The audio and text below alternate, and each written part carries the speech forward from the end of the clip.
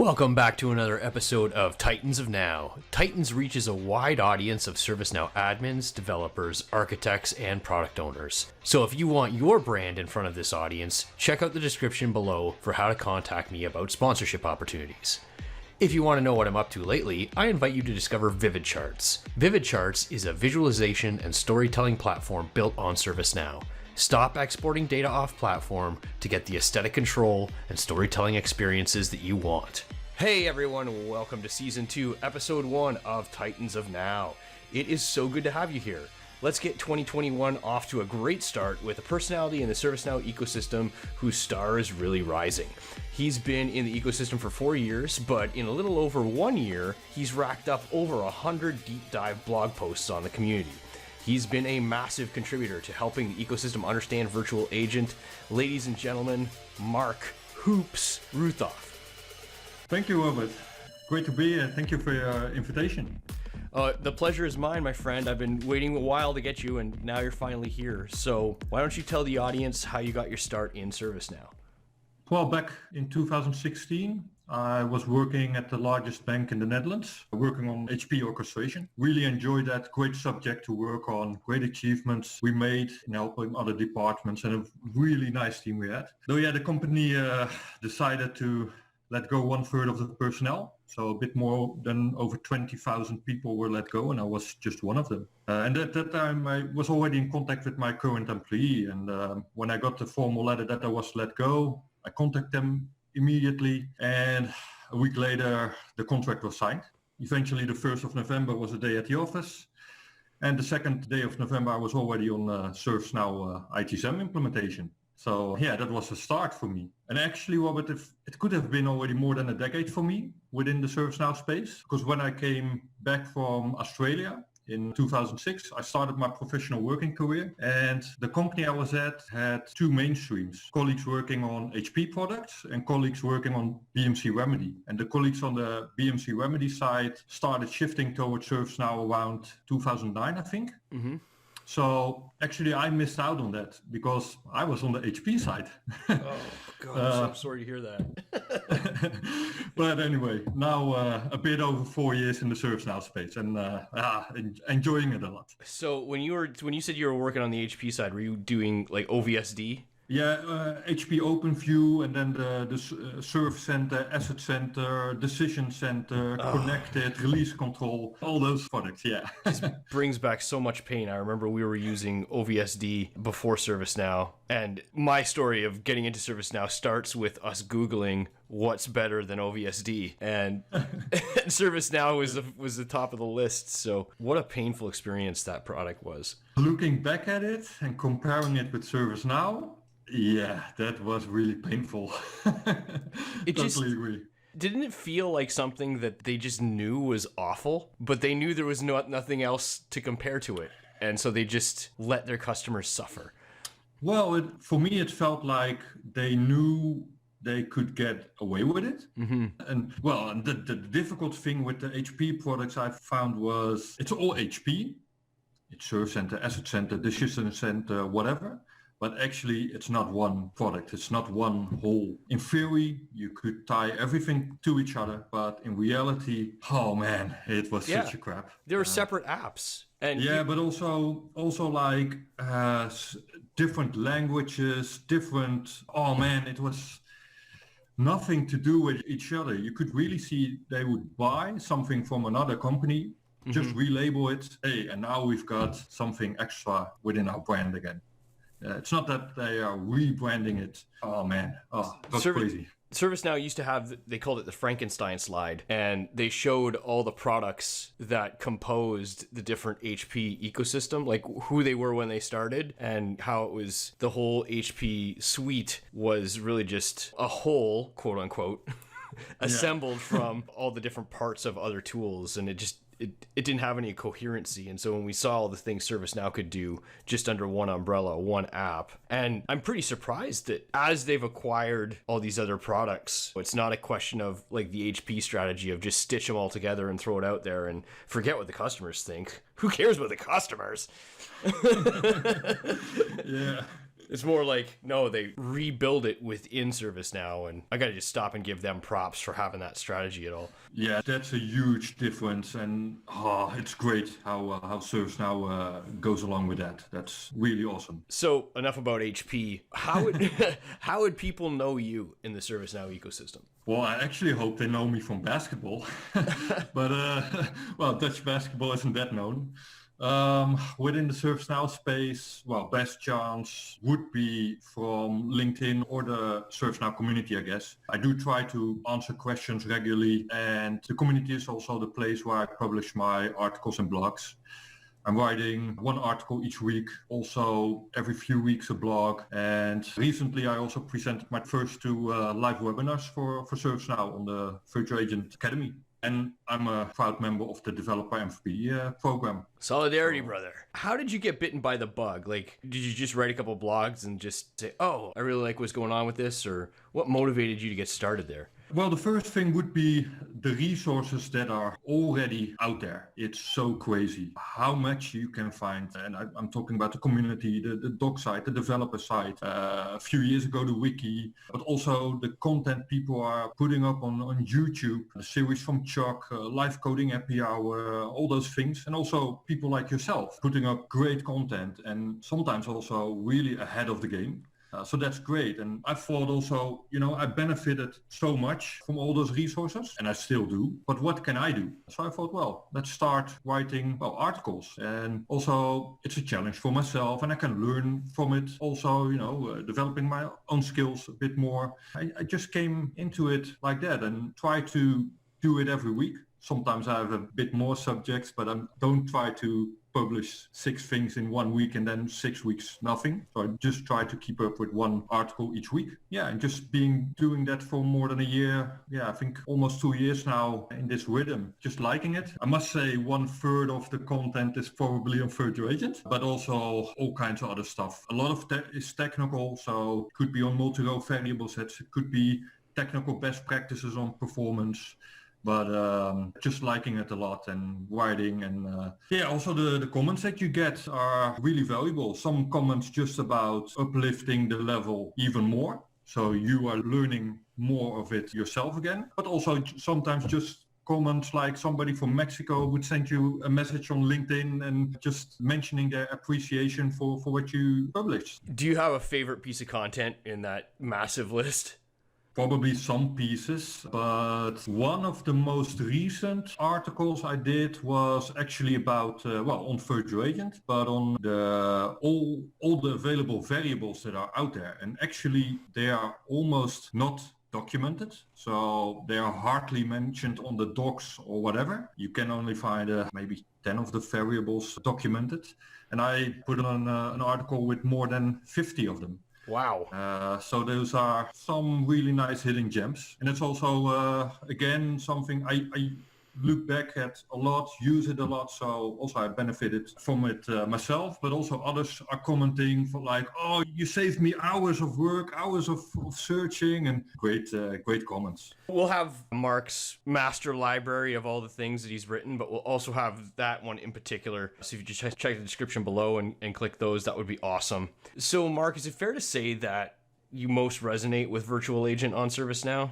Well, if you look at my at the content I'm publishing, yeah, for sure. I like the concept and the topic a lot. I think we can even do a lot more with Virtual Agent and get a lot more out of it. But to be honest, if I look in the Netherlands and how many customers are using Virtual Agent, it's not that many. It's still an area customers just have to grow in, and we have to really bring out more to the market, I guess. But it's certainly a topic I like a lot, yeah. So I've certainly seen ServiceNow push a lot harder on Virtual Agent and the partner ecosystem as well as being a more normative experience. Like you really shouldn't have ServiceNow without Virtual Agent. So there's a lot of pressure, I think, in the ecosystem to get that up and running, especially with the new economy being the way it is and everybody trying to make things faster and cut the corners. What would you say is the hardest part about implementing Virtual Agent? I think it's two things. If you first look at the technical side of Virtual Agent and developing topics, it's creating topics that are scalable, maintainable, reusable. That's a really important thing because you can get lost pretty quickly in building massive topics that are just hard to maintain. So that's a really important thing looking at the technical side. But also looking at the functional side, Virtual Agent has some overlap with, well, using your portal, using your Now mobile, and things like that. So you really have to think of a strategy for why you are using the Virtual Agent, what do you want to achieve, things like that. Why don't you tell us about a time where you felt overwhelmed working with ServiceNow, where it was maybe a project your back was against the wall, you didn't think you were going to make it? Well, that's a good one.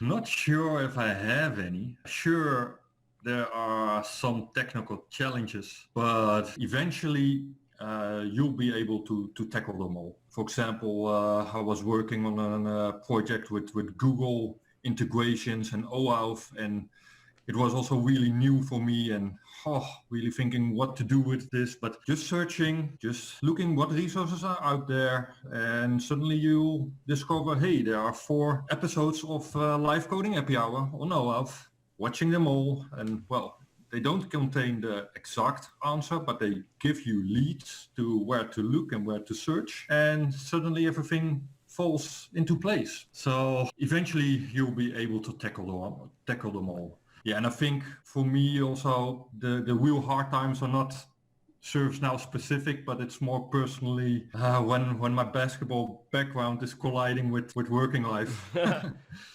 So we'll take it from the opposite end then. Why don't you tell us about a time where you actually slew a dragon, a time in ServiceNow where you wielded the tool and you got results larger than you would have ever expected? Well, that would probably be at a project we did at an optician, and that was also with a lot of integrations. They already had ServiceNow, HCM, CSM, but they wanted a custom app for their store information for hundreds of stores from 4 different brands, 2 different countries. And well, the integrations was already a huge challenge, and one of the integrations was about Google and Google My Business. Really interesting because what they actually wanted is you're having incidental changes in your opening hours. Well, can we have that published immediately on Google? You're having new stores or change store information. Can we publish it immediately?